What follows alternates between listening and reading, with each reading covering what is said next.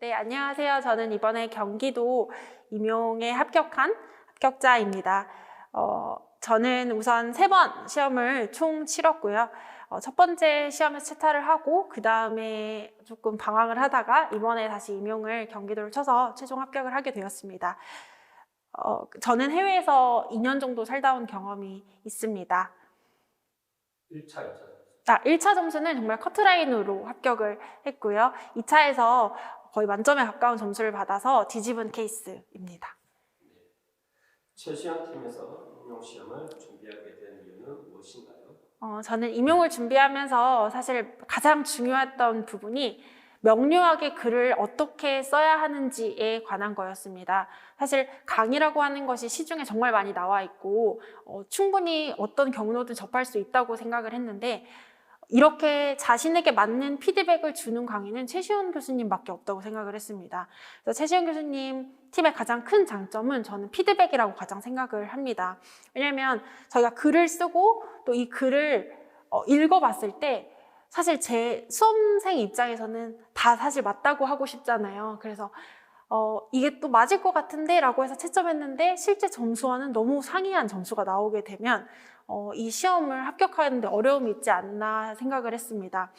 그래서 이 최시현 팀을 선택했을 때 각 과목의 선생님들, 교수님들께서 자신의 과목에 있어서 정확하게 피드백을 주시기 때문에 나의 약점을 정확하게 파악할 수 있고 또 이걸 개선해 나감으로써 점점 합격에 가까운 점수에 다가갈 수 있지 않았을까 생각을 합니다. 전공 3과목별로 자신의 공부 방법을 상반기와 모고 시즌으로 나눠서 말씀했어요. 네, 우선 저는 영어 교육론부터 설명을 하면 저는 영어 교육론에 있어서는 여러분도 다 하시겠지만 기출 분석에 정말 많은 시간을 투자했습니다. 영어 교육론은 사실 기출이 다시 출제되는 경우도 많고 또 서술형으로 나왔던 개념이 기입형으로 나오는 경우도 많기 때문에 기출 분석을 최근 거에서부터 2014년도까지 전부 다 기출 분석을 꼼꼼하게 했고 또 시험 직전까지 이 기출 분석을 계속해서 돌려가면서 현재 트렌드를 파악하려고 노력했습니다. 올해 시험에서 연교 기출, 연교 기입형, 연교 액션 리서치 포함해서 전부 기입형을 맞았고요. 이런 경우에서는 객관식에 나왔던 그 지문이나 그런 기입형 같은 것들을 따로 체크해 놓고 개념을 확장하면서 이거와 관련된 거, 예를 들면 저 같은 경우는 학생들이 할 수 있는 reflective learning, 이거와 관련해서 교사가 할 수 있는 reflective learning은 뭐지? 라는 관점으로 점점 확대해서 교사가 하는 거는 teacher research로 확대되는 개념까지도 애플을 통해서 활용할 수 있었습니다. 그래서 개념을 점점 확대하시는 게 가장 중요한 것 같아요. 그리고 가장 기본적인 연교에 대한 개념들은 확실히 그 뒤에 있는 정의들을 정확하게 파악하시고 이 개념이 어떤 개념인지 이 개념 자체는 흔들리지 않으셔야 하는데 그 나머지 부분에 대해서는 점점 그 키텀을 확대하시는 게 가장 좋은 방법이라고 생각합니다. 하지만 이 모든 공부의 그 근간은 기출이 돼야 된다고 저는 생각이 됩니다. 그리고 저는 원서를 PLLT랑 TBP 여러분들이 다 읽으시는 모든 원서를 스터디원들과 함께 읽었습니다. 혼자 읽게 되면 아무래도 제가 빠뜨리는 내용도 있게 되고 또 저만의 관점에 좀 사로잡힐 수도 있겠다 생각이 들어서 집단지성을 활용해서 여러 선생님들과 스터디를 통해서 그런 원서를 읽었는데요. 각각 책마다 2번씩 돌아가면서 읽었고 또 마지막에는 그 글로서리를 활용해서 개념을 서로 묻고 답하는, 그래서 어떠한 개념도 물었을 때 대답을 하지 못하는 수준까지 가자라는 생각으로 연교를 꼼꼼하게 준비했던 것 같습니다. 그리고 하반기에 모의고사를 했을 때 사실 연교나 일반 영어나 영어학 부분에 9월 달은 좀 치중하다 보니까 연교는 어떻게 해야지 라고 해서 조금 사이드로 빠지는 경우가 있잖아요. 그럴 때마다 연교도 완전히 사전 온점을 맞으려고 그 모의고사를 했을 때 그 체크해 주시는 부분들을 왜 여기서 내가 감점이 됐지? 왜 나는 올바로 썼는데 감점이 된 거지? 키워드가 어떤 게 반드시 들어가야지 라는 생각을 계속해서 하면서 수정했던 것 같습니다. 영어학 부분으로 넘어가면요. 영어학 부분은 여러분도 다 하시다시피 기본 강의를 듣고 또 기출 강의를 들으면서 제가 가진 개념들을 수정해 나가고 단단하게 하려고 노력했습니다. 사실 영어학에서는 기본 개념 같은 것들이 흔들려 버리면 전체 개념이 저는 흔들린다고 생각을 했습니다.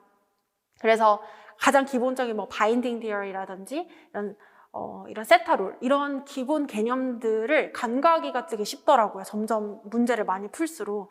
그래서 이런 기본 개념들을 최시훈 교수님이 주신 기본서랑 그다음에 기출문제 분석하는 거를 전 시험 볼 때까지 가지고 갔었는데요. 이런 거를 계속해서 반복해서 보면서 거기서 문제를 계속 풀어 갔었어요. 그리고 이거는 저만의 방법일 수도 있는데 이러한 기본 개념은 강의나 또 최진우 교수님한테 질문을 하면서 기본 개념을 단단하게 갖추어 나갔고요. 스터디 원드라고 스터디를 할 때는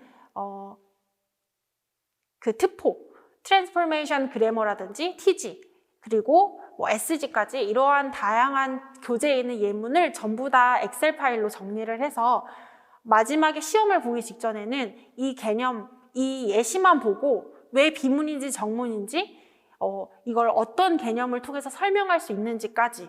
그래서 저희 시험은 예시를 보고 또 문제에 있는 예시를 보고 그 개념을 설명해야 하는 순으로 나아간다고 생각을 해서 그 예시를 통해서 보고 그 다음에 개념을 설명하는 그리고 왜 비문인지에 대한 원리를 가져오는 식으로 공부를 했던 것 같습니다. 그러다 보니까 시험에 대한 준비가 조금 더 수월했던 것 같습니다.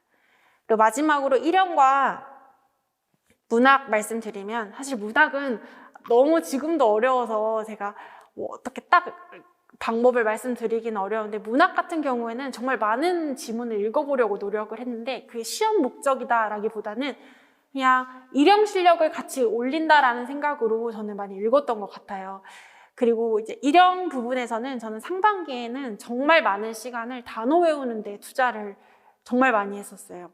그래서 단어를 저희가 이제 교사가 된 후에도 아이들을 가르칠 때 단어 부분은 사실 모르면 안 되잖아요. 그래서 단어 부분을 정말 많이 외우려고 많은 시간을 투자했고 하루에 거의 100개씩은 외웠던 것 같아요. 그리고 단어 부분도 많이 외우고 또 상반기에는 정말 많은 자료들을 읽어보려고 영자신문 스터디도 해보고 또 토플 책도 사서 읽어보고 다양한 소재에 있는 글을 편견 없이 읽으려고 노력을 했습니다.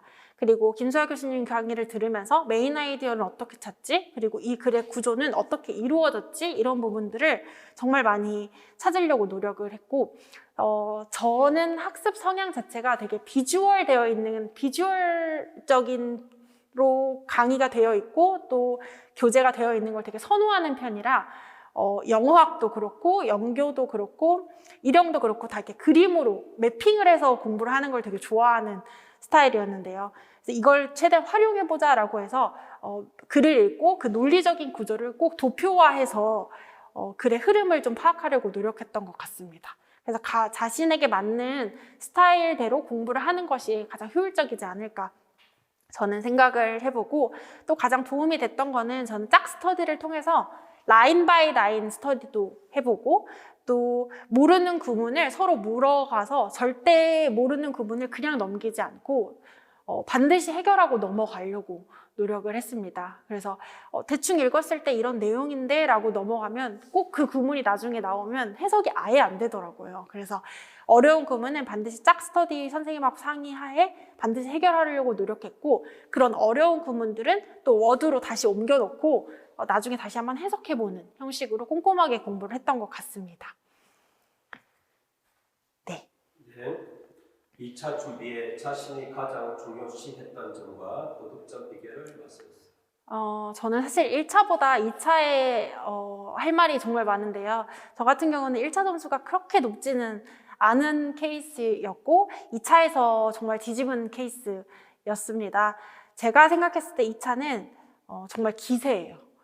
그러니까 정말 시험장에 그 문을 열고 들어갈 때까지도 저도 역시도 벌벌벌 이렇게 떨고 있었는데 나는 지금 이 문을 들어가면 1타 강사다 이렇게 생각하면서 이 사람들이 나의 수업을 정말 너무 좋아서 보러 온 거다라고 계속 생각하면서 그 문을 열었었는데요.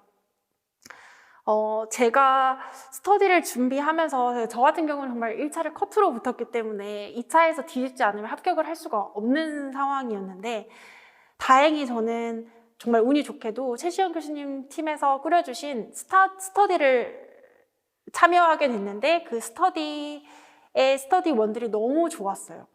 그 좋았다라는 의미가 그냥 뭐 성격이나 뭐 이런 것들은 당연하지만 피드백을 줄 때 사실 기분 나쁘지 않게 좋은 것만 줄 수 있는데 스터디를 하면서 칭찬할 거는 정말 과분할 정도로 칭찬을 해주었지만 저에게 느낀 단점이나 개선해야 될 부분은 과감 없이 해주고 그것을 서로 수용하고 반영하려고 최대한 노력을 했던 것 같아요.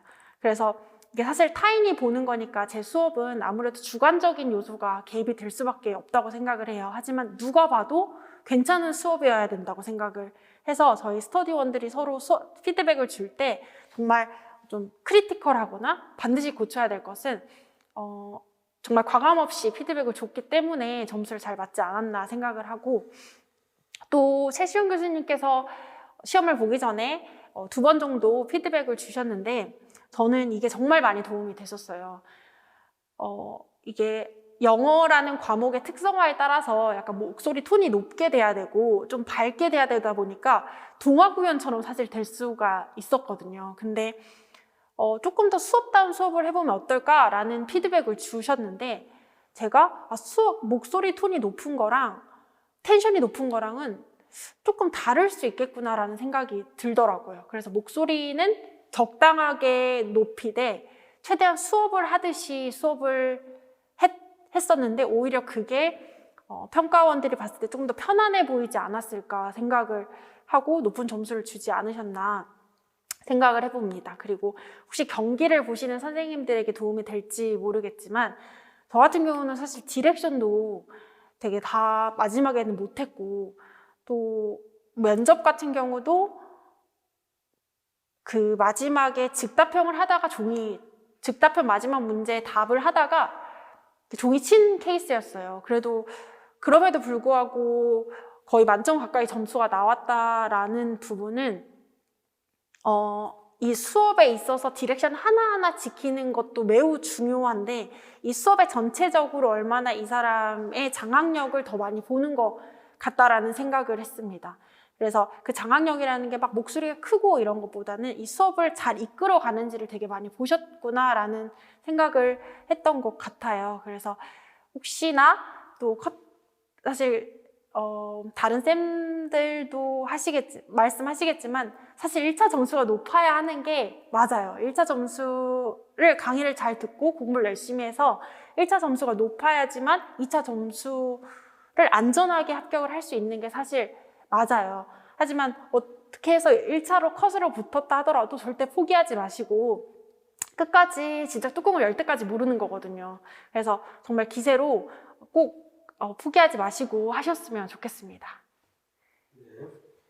최시현 팀을 임용 준비하는 선생님들께 추천해 주신다면 어떤 이유로 추천해 주시겠습니까? 저 같은 경우는 아까 처음에도 말씀드렸지만 최시영 교수님을 택하게 된 가장 큰 이유는 피드백이에요. 근데 사실 저희가 임용을 공부하면서 누군가의 이런 객관적인 피드백을 받는 것이 학교 다닐 때랑은 달리 그런 기회가 많이 없거든요. 그러다 보니까 자꾸 자신의 생각에 매몰되게 되고 내 답이 무조건 맞다 이렇게 생각하게 되더라고요. 저도. 그리고 스터디원들하고 채점을 하다 보면은 이 정도면 맞게 해줄 것 같은데? 라고 해서 되게 점수가 생각보다 안 나오게 되는, 그러니까 서로 좀 유하게 채점을 하게 되는데 사실 여러분도 채점을 받아보면 아시겠지만 과감하게 좀 이렇게 빵점 처리가 된 것도 정말 많고 이게 왜 빵점이지? 라고 이해가 안 될 때는 부분도 많은데 사실 그게 너무 객관적인 점수다 보니까 상처도 받을 수 있지만 오히려 그걸 통해서 내가 합격에 가까워지는 점수구나라고 생각을 하셨으면 좋겠어요. 그래서 제가 최시원 교수님 팀을 선택하게 된 가장 큰 이유는 이렇게 과목별로 교수님들이 정말 객관적이고 날카롭게 피드백을 주신 덕분에 제가 공부하는 데 있어서 방향을 잘 잡을 수 있었고 또 제가 이렇게 아웃풋으로 하는 답안이 타인이 봤을 때는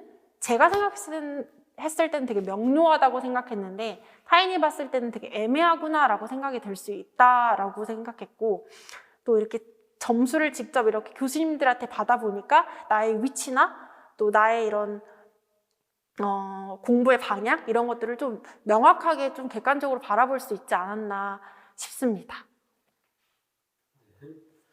제시원팀을 임용 준비하는 선생님들께 추천해 주신다면 어떤 이유로 추천해 주시겠습니까?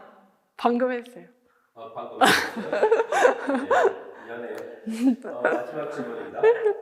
임용 시험을 준비하는 예비 선생님들께 응원이나 정보의 메시지 부탁드립니다. 제가 이 질문을 받았을 때 정말 많이 고민을 했었던 것 같아요. 어떤 말씀을 드려야 선생님들한테 도움이 되고 또 힘이 날지 정말 많이 고민을 했었는데, 저도 사실 모든 합격자가 그러겠지만 정말 몇 달 전까지도 공부를 하고 있었잖아요. 근데 어떤 당시에는 정말 이게 정말 끝날까? 이 공부가 정말 끝날까라는 생각을 정말 많이 했었고 심리적으로 정말 많이 부담이 됐었는데, 제가 이 질문을 받고 제가 수험 생활에 쓰던 다이어리를 한번 열어봤어요. 어떤 말이 저한테 가장 힘이 됐을까 이런 생각을 했었을 때 제가 적어왔는데 이게 딱 10월 모의고사 이제 보고 써놨던 문구였더라고요. 그래서 이제 하늘이 장차 큰 인물에게 뼈를 깎는 고통을 주어 그 사람이 장차 큰 인물이 되기 위한 기국과 역량이 제대로 갖추어져 있는지 시험하는 것이다 라는 이런 명언을 제가 써놨었는데요. 진짜 이런 큰 과정을 겪게 되면 여러분도 나한테 이런 큰 보상이 주어지려고 이런 시련과 이런 힘듦을 주셨구나 이런 생각을 하게 될 거라고 저는 생각을 합니다. 그래서 원래 세상에 좀 대체되기 어렵고 남들이 쉽게 하기 어려운 직업이나 일들은 그만큼 얻기가 힘들다고 하잖아요. 그래서 이 과정을 꼭 포기하지 마시고 견디셔서 꼭 내년에 현장에서 같이 뵀으면 좋겠습니다. 꼭 포기하지 마시고 끝까지 하시면 반드시 좋은 결과 있으실 거니까요. 포기하지 마시고 끝까지 힘내셔서 현장에서 여러분들을 기다리는 학생들이 정말 있으니까 현장에서 뵀으면 좋겠습니다. 감사합니다.